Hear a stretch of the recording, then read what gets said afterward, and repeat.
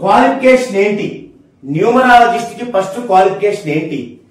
పిహెచ్డీలు కాదు, డిగ్రీలు పీజీలు కాదు, డబ్బులు పెట్టి కొనుక్కునే అవార్డులు కాదు, లేదా మంచి వేషధారణతో వెకిలిగా కామెడీలు చేయటం కాదు.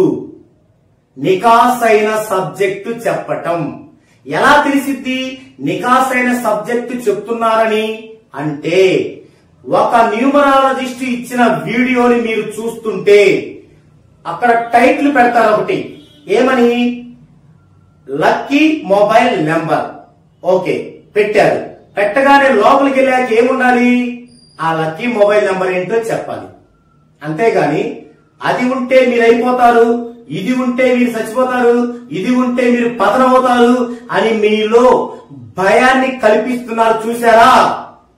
He's not numerologist.